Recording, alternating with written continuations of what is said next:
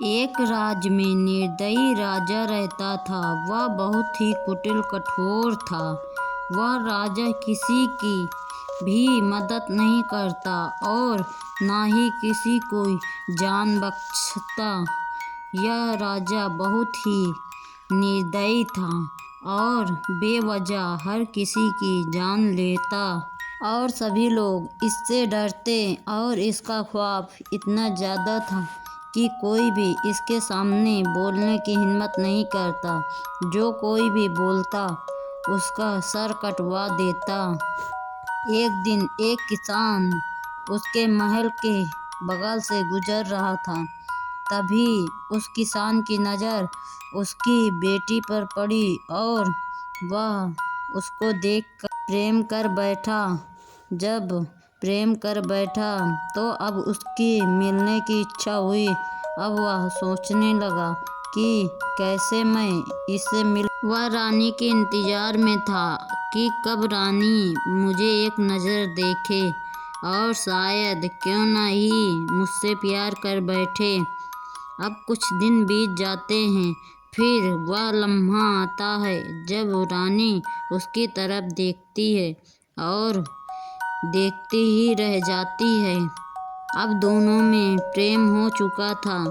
अब वह दोनों एक दूसरे से प्रेम करते थे और यह ऊंच नीच जात पात से परे है प्रेम। ना ऊंच नीच देखता है ना जात पात देखता है। अब रानी उससे प्रेम कर बैठी है। अब क्या राजा विवाह करवाएगा या नहीं, देखिए आगे सुनिए कहानी को।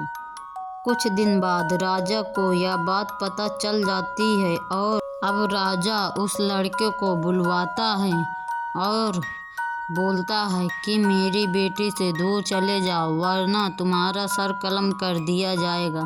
पर वह कहता है नहीं, मैं उससे सच्चा प्रेम करता हूँ, मैं कहीं भी नहीं जाऊँगा, चाहे तो तुम मेरी जान ले लो। राजा बोलता है ठीक है। अब वह हाथ जोड़कर बोल रहा था कि मैं यहाँ से कहीं नहीं जाऊँगा, मेरा सर कलम करो या मुझे जिंदा दफनाओ या मुझे दीवार में चुनवा दो। मैं उस रानी से प्रेम करता हूँ। अब चाहे मेरी जान रहे या न रहे, मैं उससे ही प्रेम करता रहूँगा आखिरी सांस तक। यह सब बातें हो रही थी और दरबारी भी बोलता है राजा ऐसा ना करो। इधर रानी को जब पता चलता है तो रानी की माँ और रानी की बहन बहुत दुखी होती हैं और पूरे महल में हड़कंप मच जाता है। और जो लड़की प्रेम करती थी वह बहुत रोती है और अपने माँ से बोलती है, हे माँ, मैं जिंदा नहीं रहूँगी उसके बगैर, चाहे तो मेरी भी जान ले लो। पिताजी से बोल दो, मैं भी उसके बगैर नहीं जी सकती, मुझे भी दंड दिया जाए। आखिर कसूर तो दोनों का है, हमने भी प्रेम किया है और उसने भी प्रेम किया है। अब मैं उसके बगैर ज़िंदा नहीं रहूँगी। अगर मेरी शादी होगी तो उसी से होगी, अन्यथा मैं अपनी प्राण त्याग दूँगी। उसकी माँ बोलते नहीं बेटा, ऐसा नहीं बोलते। मैं तुम्हारे पिताजी को लाख समझाई लेकिन वह मेरी बात सुनने को तैयार ही नहीं। अब बताओ मैं क्या करूं? तो लड़की बोलती है, नहीं माँ, मैं उसके बगैर ज़िंदा नहीं रहूँगी। अगर पिताजी मेरी शादी भी करवाएंगे फिर भी मैं अपने प्राण त्याग दूँगी। उसकी माँ बोलती है, नहीं बेटा, ऐसा ना कहो, तुम तो मेरी जान हो, तुम इस महल की शान हो, तुम रानी हो, तुम ऐसा कहोगी तो फिर कैसे चलेगा। वह तुम भी जानती हो कि वह कितनी नीची जाति का है, फिर कैसे तुम्हारे पिताजी इस शादी के लिए हाँ कर दें। तुम भी जानती हो हमारे भी खानदान में इज्जत है, आखिर तुम भी इस महल की रानी हो और वो भी राजा हैं, तो एक राजघराने में ही तुम्हारी शादी होगी। नहीं माँ, मुझे पैसे से मोह नहीं, मुझे राजपाट नहीं चाहिए, मुझे बस उस लड़के का साथ चाहिए। नहीं बेटा, ऐसा नहीं हो सकता। हमारे कुल खानदान की इज्जत चली जाएगी और हमारे सालों के पूर्वजों की इज्जत मिट्टी में मिल जाएगी अगर ऐसा हुआ तो। नहीं माँ, मैं कुछ नहीं जानती। अगर उसकी जान गई तो मैं भी अपने प्राण त्याग दूंगी। लाख समझाने के बाद भी माँ की फिर भी वह लड़की कोई बात नहीं मानती और उसकी बहन भी बोलती है, दीदी ऐसा ना कहो, तुम जानती हो कि पिताजी ऐसे ही करेंगे और वह किसी की बात नहीं मानेंगे। तुमको भी पता है कि उनकी इज्जत सबसे ऊपर है और वह अपनी इज्जत पर दाग नहीं लगने देंगे। अब दोनों सोचने लगती हैं कि ऐसा क्या किया जाए। फिर उन दोनों के एक तरकीब आती है, क्यों ना उसे बचा लिया जाए जादुई तरीके से।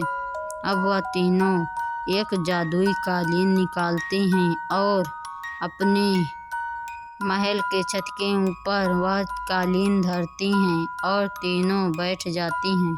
अब तीनों कालीन में बैठकर उसी के पास जा रही थी। अब कालीन धीरे धीरे चल रही थी। कालीन में बैठकर वह तीनों जा रही थी। अब धीरे धीरे वह जा रही हैं। कुछ देर की दूरी पर वह दोनों तीनों पहुंच जाती हैं और बोलती हैं कि पिताजी रुक जाओ, नहीं तो मैं अपने प्राण त्याग दूंगी। अब पिताजी बोलते हैं, नहीं पुत्री, तुम ऐसा नहीं कर सकती, ऐसा नहीं हो सकता।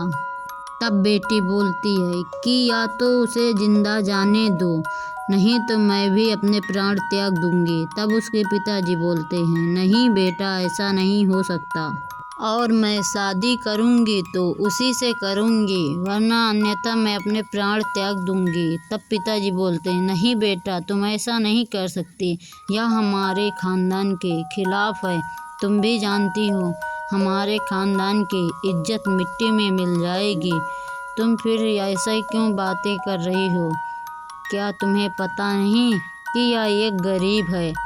तुम एक राजकुमारी हो और यह एक गरीब, हम विवाह कैसे कर दें? तुम्हें भी पता है कि हम अपने खानदान में ही विवाह करेंगे, फिर तुम ऐसा क्यों बोल रही हो? नहीं पिताजी, मैं विवाह करूंगी तो इसी से करूंगी, नहीं तो मैं अपने प्राण त्याग दूंगी। तो उसके पिताजी लाख समझाते हैं और उसको बोलते हैं कि तुम ऐसा ना करो, लेकिन वह नहीं एक भी बात मानती और अपनी जिद कर बैठती है। तब पिताजी मजबूरी में ही उन दोनों का विवाह करने के लिए मजबूर हो जाते हैं और सोचने लगते हैं कि विवाह करें कि नहीं, और उसे मनाने लगते हैं। फिर भी वह एक भी बात नहीं मानती और नदी के किनारे जाकर अपनी हट कर बैठती है। फिर भी पिताजी जाते हैं, मनाते हैं और उसकी बहन और माता भी उसके साथ होती हैं, लेकिन वह किसी की भी बात नहीं मानती है और बोलती है, मुझे विवाह करना है तो बस इसी से। अब पिताजी बोलते हैं, चलो ठीक है, अच्छा विवाह कर देंगे। अब वह विवाह होगा और वह दोनों खुश रहते हैं अपने जीवन में। भले ही दौलत और शोहरत, राजमहल के सुख शान नहीं, लेकिन वह दोनों खुश रहते हैं अपने जीवन में। मेहनत का कमाते हैं और मेहनत का खाते हैं। वह दोनों खुशी खुशी अपना जीवन व्यतीत करने लगते हैं, न किसी बात की चिंता, न किसी बात की दिक्कत। अब वह दोनों अपने जीवन में खुश रहते हैं। Happy ending.